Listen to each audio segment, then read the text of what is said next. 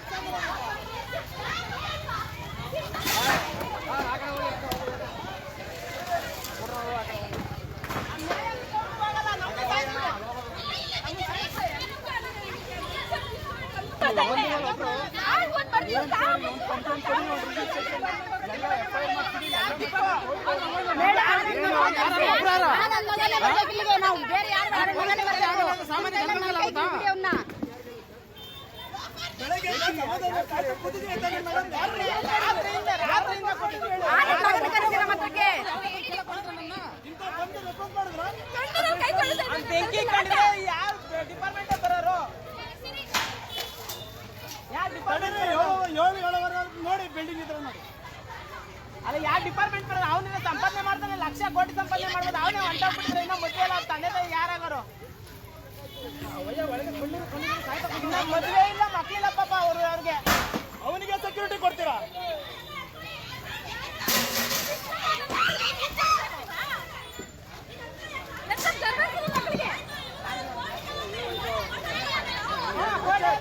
ಕೋರ್ಟಲ್ಲಿ ಅವನು ಪಾಲಿಕೆ ಹೋಗ್ಲಿ. ಕಾವೇರಿ ನೀರು ಹಂಚಿಕೆಯಲ್ಲಿ ಕರ್ನಾಟಕಕ್ಕೆ ಆಗುತ್ತಿದೆ ಎನ್ನಲಾದ ಅನ್ಯಾಯವನ್ನು ಖಂಡಿಸಿ ಆಗಸ್ಟ್ 13ರಂದು ಕರ್ನಾಟಕ ಬಂದ್ಗೆ ಕರೆ ನೀಡಿರುವ ಕನ್ನಡ ಹೋರಾಟಗಾರ ವಾಟಾಳ್ ನಾಗರಾಜ್, ತಮಿಳುನಾಡಿಗೆ ಕಾವೇರಿ ನೀರು ಬಿಡುಗಡೆ ಮಾಡಬಾರದು ಹಾಗೂ ಬೆಳಗಾವಿ ಪಾಲಿಕೆಯಲ್ಲಿ ನಾಡಿನ ಪರ ನಿರ್ಣಯ ಅಂಗೀಕರಿಸಲು ವಿಳಂಬ ಮಾಡುತ್ತಿರುವುದನ್ನು ವಿರೋಧಿಸಿ ಬೆಳಗ್ಗೆಯಿಂದ ಸಂಜೆಯವರೆಗೆ ಬಂದ್ ನಡೆಸಲಾಗುವುದು ಎಂದು ಅವರು ಹೇಳಿದ್ದಾರೆ. ಬಂದ್ಗೆ ಈಗಾಗಲೇ 2000ಕ್ಕೂ ಹೆಚ್ಚು ಸಂಘಟನೆಗಳು ಬೆಂಬಲ ಸೂಚಿಸಿವೆ ಎಂದು ವಾಟಾಳ್ ಹೇಳಿಕೆ. ಇದೇ ವೇಳೆ ಆಗಸ್ಟ್ 10ರಂದು ತಮಿಳುನಾಡಿನಲ್ಲಿ ಬಂದ್ ನಡೆಯಲಿದ್ದು ಕರ್ನಾಟಕದ ವಾಹನಗಳು ತಮಿಳುನಾಡಿಗೆ ತೆರಳಬಾರದು ಎಂದು ಕರೆ ನೀಡಿದ್ದಾರೆ. ಬೆಂಗಳೂರಿನ ಹಾಗೂ ಮೈಸೂರಿನ ಹೋಟೆಲ್ ಮಾಲೀಕರು ಕೂಡ ಬಂದ್ಗೆ ಬೆಂಬಲಿಸಿ 1 ದಿನ ವ್ಯಾಪಾರ ಬಂದ್ ಮಾಡುವಂತೆ ಮನವಿ ಮಾಡಿದ್ದಾರೆ.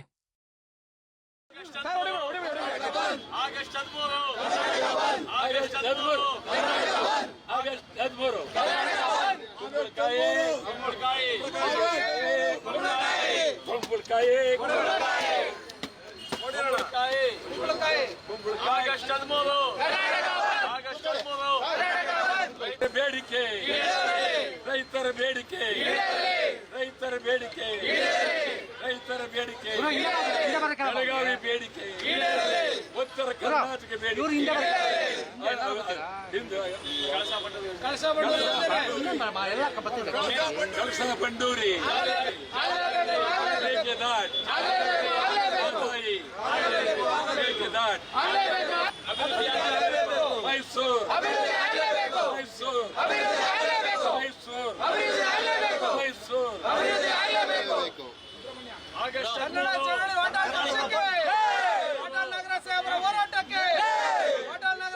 ಹೋರಾಟಕ್ಕೆ ಆಗಸ್ಟ್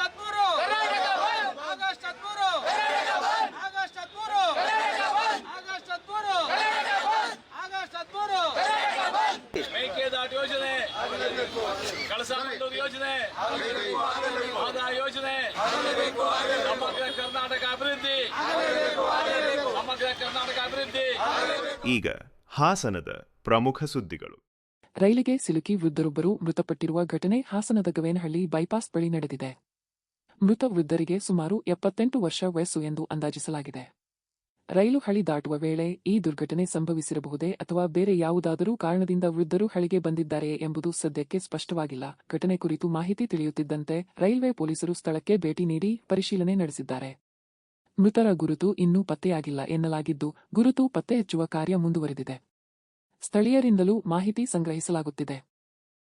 ವೃದ್ಧರ ಮೃತದೇಹವನ್ನು ಅಗತ್ಯ ಕಾನೂನು ಪ್ರಕ್ರಿಯೆಗಾಗಿ ಆಸ್ಪತ್ರೆಗೆ ರವಾನಿಸಲಾಗಿದೆ. ಮಳೆ ಕೊರತೆಯ ನಡುವೆಯೂ ಬೇಲೂರು ಹೊರವಲಯದಲ್ಲಿರುವ ಯಗಚಿ ಜಲಾಶಯ ಭರ್ತಿಯಾಗಿದ್ದು, ಜಲಾಶಯದ 4 ಕ್ರಸ್ಟ್ ಗೇಟ್ಗಳ ಮೂಲಕ 300 ಕ್ಯೂಸೆಕ್ ನೀರನ್ನು ಹೊರಬಿಡಲಾಗಿದೆ. ಜಲಾಶಯ ಭರ್ತಿಯಾದ ಹಿನ್ನೆಲೆಯಲ್ಲಿ ಶಾಸಕ ಎಚ್.ಕೆ. ಸುರೇಶ್ ಅವರು ಜಲಾಶಯಕ್ಕೆ ಬಾಗಿನ ಅರ್ಪಿಸಿದರು. ಈ ವೇಳೆ ಸ್ಥಳೀಯರು ಹಾಗೂ ಅಧಿಕಾರಿಗಳು ಉಪಸ್ಥಿತರಿದ್ದರು. ಯಗಚಿ ಜಲಾಶಯದಲ್ಲಿ ನೀರಿನ ಮಟ್ಟ ಹೆಚ್ಚಾದ ಹಿನ್ನೆಲೆಯಲ್ಲಿ ಜಲಾಶಯದಿಂದ ನೀರು ಹೊರಬಿಡುವ ಕ್ರಮ ಕೈಗೊಳ್ಳಲಾಗಿದೆ. ಅಧಿಕಾರಿಗಳು ಜಲಾಶಯದ ನೀರಿನ ಮಟ್ಟ ಹಾಗೂ ಹೊರಹರಿವಿನ ಮೇಲೆ ನಿಗಾ ವಹಿಸಿದ್ದಾರೆ. ಹೋಗ್ತಾ ಇದೆ.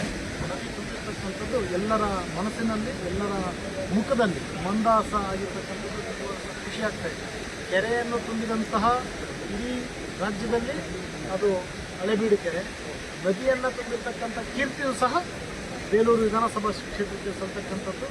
ಹಾಗಾಗಿ ಇವತ್ತು ಉತ್ತಮವಾದಂಥ ಬರಗಾಲದಲ್ಲೂ ಸಹ ನಮ್ಮ ನದಿ ತುಂಬಿದೆ ಅಂದರೆ ಅವರು ಸಹ ನಾವು ಪುಣ್ಯವಂತರು ಅಂತಕ್ಕಂಥದ್ದು ಈ ಸಂದರ್ಭವಾಗಿ ಬಹುಶಃ ಇದರಿಂದ ನಮ್ಗೆ ಎಷ್ಟು ಅನುಕೂಲ ಆಗುತ್ತೆ ಅಂತಕ್ಕಂಥದ್ದು ಮುಖ್ಯ ಅಲ್ಲ. ನಮ್ಗೆ ಅನುಕೂಲ ಕಡಿಮೆನೇ, ಆದರೆ ನಮ್ಮ ನದಿಯಿಂದ ಬೇರೆಯವರಿಗೆ ನೀರನ್ನು ಕೊಡ್ತಾ ಇದೀವಲ್ಲ, ಇದು ನಿಜವಾದ ಸೇವಾ ಮನೋಭಾವನೆ ನಮ್ಮ ಕ್ಷೇತ್ರದ ಜನತೆಗಿದೆ ಅನ್ನೋದಕ್ಕೆ ಇದೊಂದು ಸಾಕ್ಷಿ. ಆ ಭಗವಂತ ಕರುಣೆಯನ್ನು ಬಿಟ್ಟಿದ್ದಾನೆ.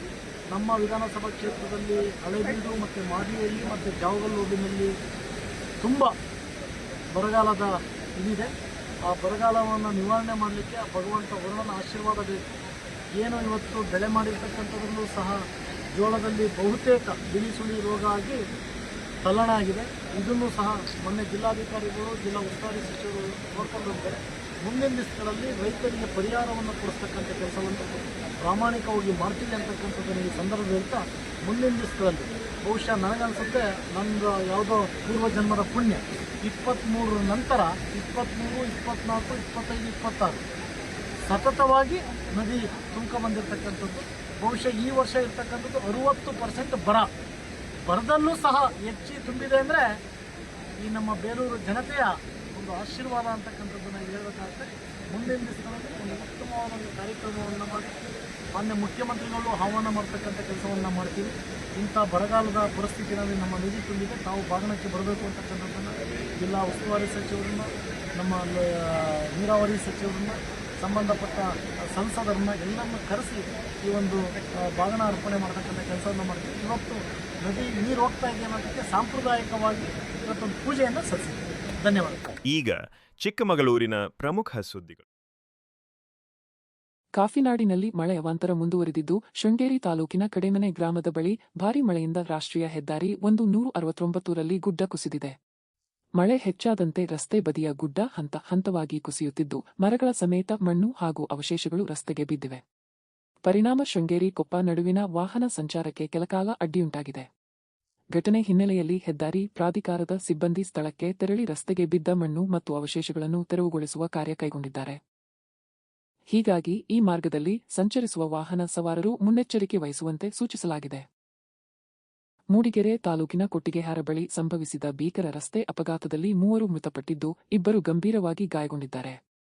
ತುಮಕೂರು ಜಿಲ್ಲೆಯ ಗುಬ್ಬಿ ತಾಲೂಕಿನ ಹಳಿಲ್ಗದ್ದೆ ಗ್ರಾಮದ 28 ವರ್ಷದ ಜ್ಞಾನೇಶ್, 30 ವರ್ಷದ ಮೋಹನ್ ಹಾಗೂ 28 ವರ್ಷದ ಗುರುಕಿರಣ್ ಮೃತಪಟ್ಟವರು.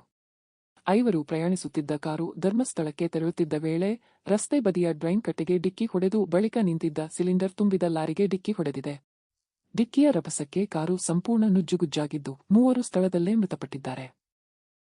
ಪ್ರೀತಮ್ ಕುಮಾರ್ ಹಾಗೂ ಹೃತಿಕ್ ಗಂಭೀರವಾಗಿ ಗಾಯಗೊಂಡಿದ್ದು, ಅವರನ್ನು ಹಾಸನದ ಸರ್ಕಾರಿ ಆಸ್ಪತ್ರೆಗೆ ದಾಖಲಿಸಲಾಗಿದೆ. ಘಟನೆ ಬೆಣಕಲ್ ಠಾಣಾ ಪೊಲೀಸರು ಸ್ಥಳಕ್ಕೆ ಭೇಟಿ ನೀಡಿ ಪರಿಶೀಲನೆ ನಡೆಸಿದ್ದಾರೆ. ಇದೊಂದು 1:15ರಿಂದ 1:30 ರಾತ್ರಿ ಗಾಡಿ ನಿಲ್ಸ್ಕೊಂಡಿದ್ದು. ನಮಗೆ ನಿಮಗೆ ಹೇಗೆ ಗೊತ್ತಾಯ್ತು? ನಾನಂದ್ರೆ ಗಾಡಿ ಒಳಗಿದ್ದೆ, ರಾತ್ರಿ ಸೌಂಡ್ ಬಂತು, ಮತ್ತೆ ಗಾಡಿ ಶೇಕ್ ಆಯಿತು, ಗೊತ್ತಾಯ್ತು ಗಾಡಿಗೆ ಏನೋ ಡಿಕ್ಕಿ ಆಯಿತು ಅಂತ. ಹಾಗೆ ಎದ್ದು ಬಂದೆ, ಬರುವಾಗ ಗಾಡಿ ಹೀಗೆ ಆಗಿತ್ತು, ಸೈಡ್ ನಿಂತಿತ್ತು. ಬೇರೆ ಗಾಡಿಯವರು ಮತ್ತೆ ಆ ಕಡೆ ಗಾಡಿಯಲ್ಲಿ ಮಲಗಿದ್ದವರೆಲ್ಲ ಎದ್ದು ಬಂದಿದ್ರು.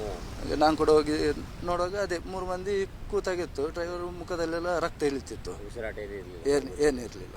ಮತ್ತೆ ಇವರೆಲ್ಲ ಬಂದ್ರಲ್ಲ, ಮತ್ತೆ ಹೊರಗೆ ತೆಗೆಯುವಾಗ 3 ಮಂದಿ ಸ್ಪಾಟ್ ಆಗಿದ್ರು. ಸ್ಪಾಟ್ ಆಗಿದೆ, ಯಾಕಂದ್ರೆ ತುಂಬಾ ಸ್ಪೀಡ್ ಇತ್ತು, ಅಷ್ಟು ಸ್ಪೀಡಲ್ಲಿ ಹೊಡೆದಿದ್ದಾರೆ ಗಾಡಿ. ಅದೇ ಪ್ರಜ್ಞೆ ಜೀವ ಇದ್ರು, ಮಾತಾಡ್ಲಿಕ್ಕೆ ಆಗ್ತಿರ್ಲಿಲ್ಲ. ಅವರು ಕರೆಕ್ಟಾಗಿ ಗೊತ್ತಿಲ್ಲ, ಧರ್ಮಸ್ಥಳ ಅಂತ ಹೇಳ್ತಿದ್ರು. ಮಳೆ ಇಲ್ಲ, ಮಳೆ ಬರ್ತಿರ್ಲಿಲ್ಲ. ಆಂಬುಲೆನ್ಸ್ಗೆ ಫೋನ್ ಮಾಡಿದ್ರು, ಆಂಬುಲೆನ್ಸಿಗೆ ಮತ್ತೆ ಪೊಲೀಸ್ನವರಿಗೆ ಫೋನ್ ಮಾಡಿದ್ರು. ಅದೇ ಇನ್ನೊಂದು ಕಾರ್ನವರಿದ್ರು, ಅವ್ರು ಮಾಡಿದ್ರು. ಅರ್ಜೆಂಟ್ ಬಂದರು, ಆಂಬುಲೆನ್ಸ್ನವ್ರು ಬಂದರು. ಫೋನ್ ಮಾಡಿ ಒಂದು 5 ನಿಮಿಷದೊಳಗೆ ಪೊಲೀಸ್ನವ್ರು ಬಂದರು. ಇದು ಓವರ್ ಸ್ಪೀಡ್ ಅಂದರೆ ಬರೋ ಸ್ಪೀಡ್ಗೆ ನೋಡಿ, ಅಲ್ಲಿ ಟೈರ್ ಹಚ್ಚಿಗಳು ಉಂಟು. ಬಂದು ಆ ಚೇಂಬರ್ ಡಿವೈಡರ್ಗೆ ಹೊಡೆದು ಆ ನಂತರ ಬಂದು ಗಾಡಿಗೆ ಹೊಡೆದಿರೋದು. ಆ ನಂತರ ಗಾಡಿಗೆ ಅಡ್ಡ ಬಂದು ಗಾಡಿಗೆ ಹೊಡೆದು ಆ ನಂತರ ಲೆಫ್ಟ್ ಸೈಡ್ಗೆ ಹೋಗಿರೋದು. ಗಾಡಿ ಹೊಡೆಯೋ ಸ್ಪೀಡಿಗೆ ಹೊಡೆದು ಆ ನಂತರ ಆ ಸೈಡ್ ತಿರುಗಿದೆ ಗಾಡಿ.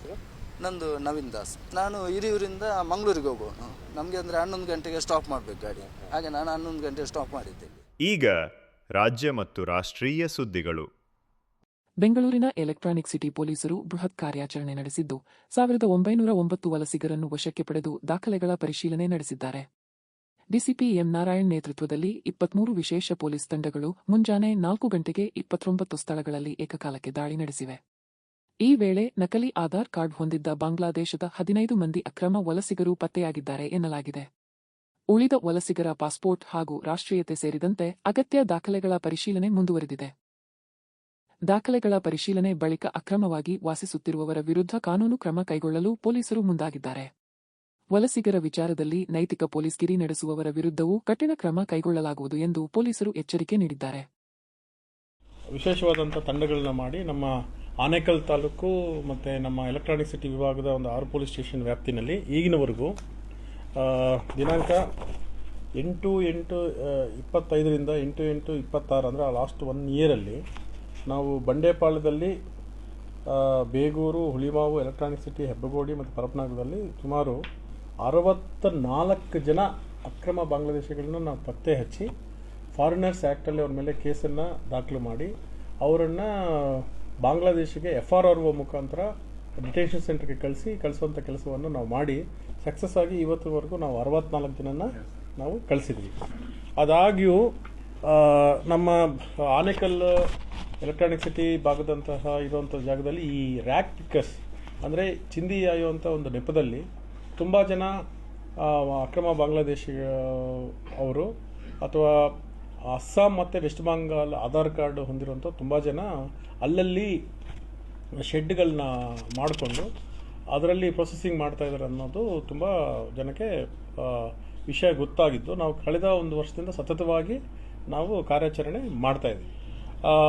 ಇವತ್ತು ದಿನಾಂಕ 8/8/2026 ನಾವು ಬೆಳಗಿನ ಜಾವ 4 ಗಂಟೆಯಿಂದ ನಾವು ಸೌತ್ ಈಸ್ಟ್ ಡಿವಿಷನ್ ಮತ್ತು ವೈಟ್ಫೀಲ್ಡು ಮತ್ತು ಎಲೆಕ್ಟ್ರಾನಿಕ್ ಸಿಟಿನಲ್ಲಿ ಜಂಟಿಯಾಗಿ ನಾವೆಲ್ಲೊಂದು ಟೀಮ್ಸ್ ಫಾರ್ಮ್ ಮಾಡಿ ಬೆಳಗಿನ 4 ಗಂಟೆಯಿಂದ ನಾವು ವಿಶೇಷ ಕಾರ್ಯಾಚರಣೆ ಮಾಡಿದ್ವಿ. ಇದರಲ್ಲಿ ಬಂಡೇಪಾಳ್ಯದಲ್ಲಿ ಶಂಕಿತರನ್ನು 224 ಜನ, ಬೇಗೂರಲ್ಲಿ 339, ಎಲೆಕ್ಟ್ರಾನಿಕ್ ಸಿಟಿಲಿ 550, ಹೆಬ್ಬಗೋಡಿನಲ್ಲಿ 202, ಹುಳಿಮಾವಿನಲ್ಲಿ 219, ಪರಪ್ರನಗರದಲ್ಲಿ 355 ಅಂದರೆ 1909 ಜನನ ನಾವು ಬೆಳಗ್ಗೆಯಿಂದ ನಾವು ಅವ್ರನ್ನ ವಿಚಾರಣೆ ಮಾಡ್ತಾಯಿದ್ವಿ. ಈ ವಿಚಾರಣೆಯಲ್ಲಿ ಯಾವುದೇ ವ್ಯಕ್ತಿ ಬಾಂಗ್ಲಾದೇಶ ಅಥವಾ ಬೇರೆ ದೇಶದವ್ರು ಗೊತ್ತಾಗಬೇಕಾದ್ರೆ ಅವ್ರಿಗೆ ಲೀಗಲ್ ಡಾಕ್ಯುಮೆಂಟ್ ಅಂತ ಇರುತ್ತೆ. ಒಂದು ಪಾಸ್ಪೋರ್ಟು ಅಥವಾ ನ್ಯಾಷನಲ್ ಐಡೆಂಟಿಟಿ ಕಾರ್ಡ್ ಅಂತ. ನಾವು ಈ Bangladesh identity card BIN number ಅಂತ ಹೇಳಿ ಆ ಆಧಾರದ ಮೇಲೆ ಈಗಿನ 2:30 ಸಮಯದ ಬೆಳಗ್ಗೆದಿಂದ ನಮಗೆ 15 ಜನ ಈಗ ಬಾಂಗ್ಲಾದೇಶಿಯರಂತ ನಮಗೆ ಗೊತ್ತಾಗಿದೆ. ಈ 15 ಜನರನ್ನು ಈಗ ನಾವು ಪೊಲೀಸ್ ಕಮಿಷನರ್ ಆಫೀಸಲ್ಲಿ ನಮ್ಮದು ಏನು FRRO ಒಂದು ವೆರಿಫಿಕೇಷನ್ ಮಾಡ್ಯೂಲ್ ಇದೆ, ಏನು ನಾವು DPM ಮಾಡ್ಯೂಲ್ ಅಂತ ಅದರಲ್ಲಿ ವೆರಿಫಿಕೇಷನ್ ಮಾಡಿ ಫಿಂಗರ್ ಪ್ರಿಂಟ್ ಮಾಡಿ ಅವರನ್ನು ತಾತ್ಕಾಲಿಕವಾಗಿ ಡಿಟೈನ್ ಮಾಡಿ ಅವರನ್ನು ಬಾಂಗ್ಲಾದೇಶಕ್ಕೆ ಡಿಪೋರ್ಟ್ ಮಾಡೋದಕ್ಕೆ ನಾವು ಪ್ರಯತ್ನ ಮಾಡ್ತೀವಿ. ಬಿಡದಿ ಟೌನ್ಶಿಪ್ ಯೋಜನೆ ವಿರೋಧಿಸಿ ನಿಖಿಲ್ ಕುಮಾರಸ್ವಾಮಿ ನೇತೃತ್ವದಲ್ಲಿ ಜೆಡಿಎಸ್ ಹಾಗೂ ಬಿಜೆಪಿ ವತಿಯಿಂದ 3 ದಿನಗಳ ಬೃಹತ್ ಪಾದಯಾತ್ರೆ ಆರಂಭವಾಗಿದೆ. ಬಿಡದಿಯ ಬೈರಮಂಗಲದಿಂದ ಬೆಂಗಳೂರಿನವರೆಗೆ ಸುಮಾರು 38 ಕಿಲೋಮೀಟರ್ ಪಾದಯಾತ್ರೆ ನಡೆಯುತ್ತಿದೆ. ಕೇಂದ್ರ ಸಚಿವ ಎಚ್.ಡಿ. ಕುಮಾರಸ್ವಾಮಿ ಹಾಗೂ ಬಿಜೆಪಿ ನಾಯಕ ಆರ್. ಅಶೋಕ್ ಸೇರಿದಂತೆ ಹಲವು ನಾಯಕರು ಹೋರಾಟಕ್ಕೆ ಸಾಥ್ ನೀಡಿದ್ದಾರೆ. ಪಾದಯಾತ್ರೆ ಆರಂಭಕ್ಕೂ ಮುನ್ನ ನಿಖಿಲ್ ಕುಮಾರಸ್ವಾಮಿ ತಮ್ಮ ತಾತ ಮಾಜಿ ಪ್ರಧಾನಿ ಎಚ್.ಡಿ. ದೇವೇಗೌಡರನ್ನು ಭೇಟಿಯಾಗಿ ಆಶೀರ್ವಾದ ಪಡೆದರು. ಇದೇ ವೇಳೆ ಎಚ್.ಡಿಕೆ ಹಾಗೂ ಎಚ್.ಡಿ. ರೇವಣ್ಣ ಅವರು ಚಾಮುಂಡಿ ಬೆಟ್ಟಕ್ಕೆ ತೆರಳಿ ಚಾಮುಂಡೇಶ್ವರಿ ದರ್ಶನ ಪಡೆದರು. ಬೈರಮಂಗಲ ವೃತ್ತದಿಂದ ಆರಂಭವಾದ ಪಾದಯಾತ್ರೆ ಬಿಡದಿ ನೈಸ್ ರೋಡ್ ಜಂಕ್ಷನ್ ಮೂಲಕ ಬೆಂಗಳೂರಿನ ಹೊರವಲಯ ತಲುಪಲಿದೆ. ಆಗಸ್ಟ್ 11 ರಂದು ಪಾದಯಾತ್ರೆ ಅಂತ್ಯಗೊಂಡ ಬಳಿಕ ಫ್ರೀಡಂ ಪಾರ್ಕ್ನಲ್ಲಿ ಬೃಹತ್ ಸಮಾವೇಶ ನಡೆಯಲಿದೆ. ರೈತ ಹಾಗೂ ಕನ್ನಡಪರ ಸಂಘಟನೆಗಳು ಬೆಂಬಲ ವ್ಯಕ್ತಪಡಿಸಿವೆ. ಪಾದಯಾತ್ರೆ ಹಿನ್ನೆಲೆಯಲ್ಲಿ ಪೊಲೀಸರು ಬಿಗಿ ಭದ್ರತೆ ಕೈಗೊಂಡಿದ್ದಾರೆ. ಕಳೆದ 3-4 ವಾರದಿಂದ ಸಮಿತಿ ರಚನೆ ಮಾಡಕ್ಕಾಗ್ಲಿಲ್ಲ. ಯಾವಾಗ ಪಾದಯಾತ್ರೆ ದಿನಾಂಕ ಘೋಷಣೆ ಆಯ್ತು, ಯಾವಾಗ ಫ್ರೀಡಂ ಪಾರ್ಕ್ ವರೆಗೂ ರೈತರು ರೊಚ್ಚಿಗೆದ್ದಿದ್ದಾರೆ, ಯಾವಾಗ ಈ ಭಾಗದ 4 ಜನ ಶಾಸಕರು, ವಿಶೇಷವಾಗಿ ಈ ವಿಧಾನಸಭಾ ಕ್ಷೇತ್ರದ ಶಾಸಕರು ಮಂಜಣ್ಣ ಅವರು ಹೇಳಿದಂಗೆ ಮಂತ್ರಿಗಳಾಗಿದ್ದಾರೆ, ಇವತ್ತು ನಾವು ಅದಕ್ಕೆ ಸ್ವಾಗತ ಮಾಡ್ತೇವೆ. ಅವ್ರಿಗೆ ಅವಕಾಶ ಸಿಕ್ಕಿದ ಒಳ್ಳೆ ಕೆಲಸ ಮಾಡಿ. ಆದರೆ ಇಲ್ಲಿಯವರೆಗೂ ಕೂಡ 500ಕ್ಕೂ ಹೆಚ್ಚು ದಿನಗಳ ಕಾಲ ರೈತಾಪಿ ವರ್ಗ ಬೀದಿಲಿ ಕೂತಿದೆ, ನೋವಲ್ಲಿದ್ದಾರೆ, ಸಂಕಷ್ಟದಲ್ಲಿದ್ದಾರೆ. ಒಬ್ಬರಾದ್ರೂ ಬಂದು ಅವ್ರ ಸಂಕಷ್ಟವನ್ನ ಆಲಿಸ್ತಕ್ಕಂಥ ಪ್ರಯತ್ನ ಮಾಡಿದ್ರ? ಯಾವಾಗ ಪಾದಯಾತ್ರೆ ಘೋಷಣೆ ಆಯ್ತು, ಯಾವಾಗ ಕುಮಾರಣ್ಣ ಅವರು ಪಾದಯಾತ್ರೆಗೆ ಬಂದು ಚಾಲನೆ ಕೊಡ್ತಾರೆ, ನಾಳೆಯ ದಿನ ದೇವೇಗೌಡರು ಸಾಹೇಬರು ಬಂದು ಭಾಗವಹಿಸ್ತಾರೆ ಅಂತಕ್ಕಂಥದ್ದು ತಿಳಿದು ಆಶಾಕಣ್ಣ ಅವರು ಮಾತಾಡಬೇಕಾದ್ರೆ ಹೇಳ್ತಾ ಇದ್ರು, ಬೆಳಗ್ಗೆ ಎಲ್ಲ ಪತ್ರಿಕಾ ಮಾಧ್ಯಮಗಳಲ್ಲಿ, ದೃಶ್ಯ ಮಾಧ್ಯಮಗಳಲ್ಲಿ ನೋಡಿರ್ಬೇಕು ತಾವುಗಳು. ದೊಡ್ಡ ದೊಡ್ಡ ಪುಟದ ಜಾಹೀರಾತುಗಳು. ಇವತ್ತು ಒಂದ್ ಕಡೆ ಜನತಾದಳ ಪಕ್ಷನ ಪ್ರಶ್ನೆ ಮಾಡ್ತಾರೆ, ಮತ್ತೊಂದಷ್ಟು ಕಡೆ ಭಾರತೀಯ ಜನತಾ ಪಾರ್ಟಿಗೆ ಸುರಿಮಳೆ ಪ್ರಶ್ನೆಗಳನ್ನ ಇವತ್ತೇನ್ ಕೇಳಿದ್ದಾರೆ. ಇಂಥ ಪ್ರಶ್ನೆಗಳಿಗೆ ನೀವು ಉತ್ತರ ಕೊಡಬೇಕಾಗಿರ್ತಕ್ಕಂಥದ್ದು ಇಲ್ಲಿರ್ತಕ್ಕಂಥ ರೈತರಿಗೆ. ಸ್ವಾಮಿ, ದಯವಿಟ್ಟು ತಿರುಗಿ ನೋಡಿ. ಪೆನ್ ಕೇಳಿದ್ರಿ, ಪೇಪರ್ ಕೇಳಿದ್ರಿ, ಯಾತಕ್ಕೋಸ್ಕರ ಪೆನ್ನು ಪೇಪರ್ ಇಸ್ಕೊಂಡ್ರಿ? ಇಲ್ಲಿ ಹೊಸದಾಗಿ ಇವತ್ತೊಂದು ನಿವೃತ್ತ ನ್ಯಾಯಮೂರ್ತಿಗಳ ಒಂದು ಸಮಿತಿ ರಚನೆ ಮಾಡಿದ್ದೀರಲ್ಲ, ಇನ್ನು 30 ದಿನದಲ್ಲಿ ವರದಿ ಕೊಡಬೇಕು ಅಂತ ಹೇಳ್ತಾ ಇದ್ದೀರಲ್ಲ, ಇವತ್ತೇ ನಿಂತ್ಕೊಂಡು ಹೇಳ್ಬೋದಲ್ವಾ ನಾವು ನೀವು ವರದಿನಲ್ಲಿ ಏನ್ ತಯಾರಾಗುತ್ತೆ ಅನ್ನೋದು. ಮತ್ತೊಮ್ಮೆ ಮುಖ್ಯಾಂಶಗಳು. ಎಸ್ಟಿಜೆ ಗೋಲ್ಡ್ ಕಂಪನಿ ವಂಚನೆ ಕೇಸ್, ಸಾವಿರಾರು ಜನರಿಗೆ ಮೋಸ ಆರೋಪ. ಮೈಸೂರಿನಲ್ಲಿ ಕ್ಲಬ್ 64ಗೆ ನುಗ್ಗಿ ಸಂತ್ರಸ್ತರ ದಾಂಧಲೆ. ಧರ್ಮಸ್ಥಳಕ್ಕೆ ತೆರಳುತ್ತಿದ್ದ ವೇಳೆ ರಸ್ತೆ ಬದಿಯಲ್ಲಿ ನಿಂತಿದ್ದ ಸಿಲಿಂಡರ್ ತುಂಬಿದ ಲಾರಿಗೆ ಕಾರು ಡಿಕ್ಕಿ, 3 ಸಾವು, 2 ಸ್ಥಿತಿ ಗಂಭೀರ. ಎಲೆಕ್ಟ್ರಾನಿಕ್ ಸಿಟಿ ಪೊಲೀಸರಿಂದ 29 ಸ್ಥಳಗಳಲ್ಲಿ ಏಕಕಾಲಕ್ಕೆ ದಾಳಿ. ನಕಲಿ ಆಧಾರ್ ಕಾರ್ಡ್ ಹೊಂದಿದ್ದ 15 ಮಂದಿ ಅಕ್ರಮ ವಲಸಿಗರು ಪತ್ತೆ. ಬಿಡದಿ ಟೌನ್ಶಿಪ್ ವಿರೋಧಿಸಿ ನಿಖಿಲ್ ನೇತೃತ್ವದಲ್ಲಿ ಜೆಡಿಎಸ್ ಬಿಜೆಪಿಯಿಂದ ಬಿಡದಿಯ ಬೈರಮಂಗಲದಿಂದ ಬೆಂಗಳೂರಿನವರೆಗೆ 3 ದಿನಗಳ ಬೃಹತ್ ಪಾದಯಾತ್ರೆ. ಇಲ್ಲಿಗೆ ಇಂದಿನ ವಾರ್ತಾ ಪ್ರಸಾರ ಮುಕ್ತಾಯವಾಯಿತು. ಧನ್ಯವಾದಗಳು. ಈ ದಿನ ಎಲ್ಲರಿಗೂ ಶುಭವಾಗಲಿ.